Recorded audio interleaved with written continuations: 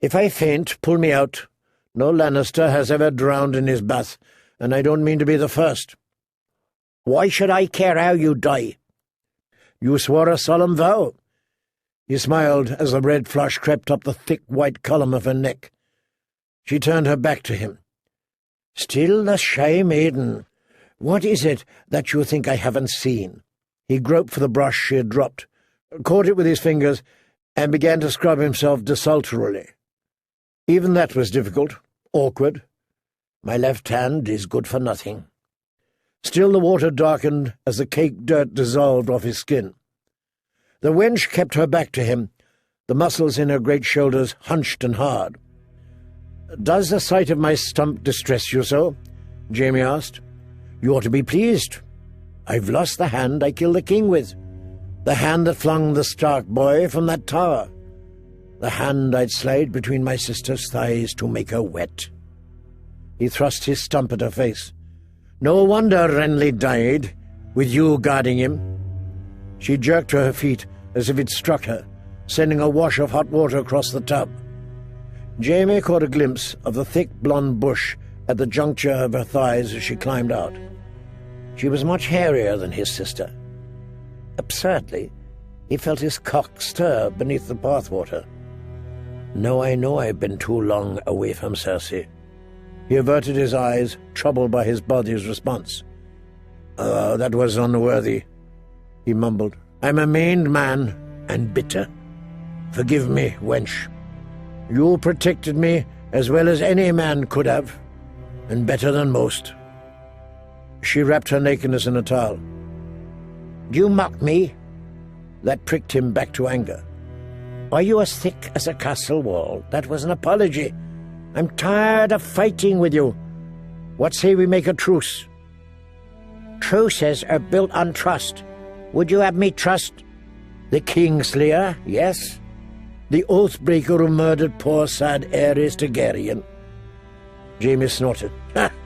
It's not Aerys I rule, it's Robert. I hear they've named you Kingslayer," he said to me at his coronation feast. "Just don't think to make it a habit." And he laughed. "Why is it that no one names Robert Oathbreaker? He tore the realm apart, yet I am the one with shit for honor. Robert did all he did for love." Water ran down Brienne's legs and pooled beneath her feet. "Robert did all he did for pride, a cunt, and a pretty face. He made a fist, or would have, if he'd had a hand." Pain lanced up his arm, cruel as laughter. "He rode to save the realm," she insisted. "To save the realm. Did you know that my brother set the Blackwater rush afire? Wildfire will burn on water. Aerys would have bathed in it if he dared. The Targaryens were all mad for fire." Jaime felt light-headed. "It is the heat in here, the poison in my blood, the last of my fever. I am not myself." He eased himself down until the water reached his chin. "Soiled my white cloak?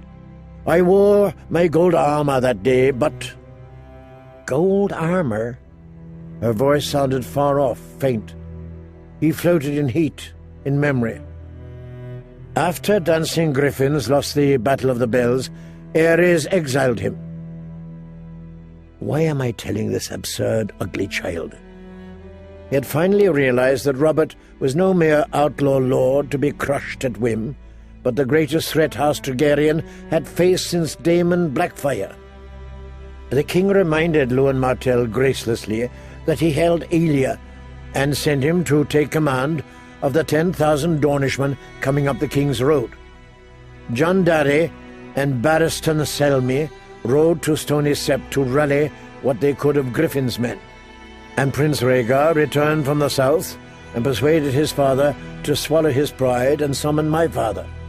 But no raven returned from Casterly Rock, and that made the king even more afraid. He saw traitors everywhere, and Varys was always there to point out any he might have missed. So his grace commanded his alchemists to place caches of wildfire all over King's Landing. Beneath Baelor Sept, and in the hovels of Flea Bottom, under stables and storehouses, at all 7 gates, even in the cellars of the Red Keep itself. Everything was done in the utmost secrecy by a handful of master pyromancers. They did not even trust their own acolytes to help. The Queen's eyes had been closed for years, and Rhaegar was busy marshalling an army, but Aerys' new mace and dagger hand was not utterly stupid, and with Rossart, Bellis, and Garrigus coming and going night and day, he became suspicious. Chelstead, that was his name, Lord Chelstead. It had come back to him suddenly with the telling. I thought the man craven, but the day he confronted Aerys, he found some courage somewhere. He did all he could to dissuade him. He reasoned, he jested, he threatened, and finally he begged. When that failed, he took off his chain of office and flung it down on the floor. Aerys burnt him alive for that, and hung his chain about the neck of Rossart, his favourite pyromancer, the man who had cooked Lord Rickard Stark in his own armour. And all that time I stood by the foot of the Iron Throne in my white plate, still as a corpse, guarding my liege and all his sweet secrets. My sworn brothers were all away, you see, but Aerys liked to keep me close. I was my father's son, so he did not trust me. He wanted me where Varys could watch me day and night. So I heard it all. He remembered how Rossart's eyes would shine when he unrolled his maps to show where the substance must be placed. Garrigus and Bellis were the same. Rhaegar met Robert on the Trident, and you know what happened there. When the word reached court, Aerys packed the Queen off to Dragonstone with Prince Viserys. Princess Elia would have gone as well, but he forbade it. Somehow he had gotten it in his head that Prince Lewin must have betrayed Rhaegar on the Trident, but he thought he could keep Dorne loyal so long as he kept Elia and Aegon by his side. The traitors want my city, I heard him tell Rossart, but I'll give them naught but ashes. Let Robert be king over charred bones and cooked meat. The Targaryens never bury their dead, they burn them. Aerys meant to have the greatest funeral pyre of them all, though if truth be told, I do not believe he truly expected to die. Like Aryan Brightfire before him, Aerys thought the fire would transform him, that he would rise again, reborn as a dragon, and turn all his enemies to ash. Ned Stark was racing south with Robert's van, but my father's forces reached the city first. Pycelle convinced the king that his warden of the west had come to defend him, so he opened the gates. The one time he should have heeded Varys, and he ignored him. My father had held back from the war, brooding on all the wrongs Aerys had done him, and determined that House Lannister should be on the winning side. The Trident decided him. It fell to me to hold the Red Keep, but I knew we were lost. I sent to Aerys asking his leave to make terms. My man came back with a royal command.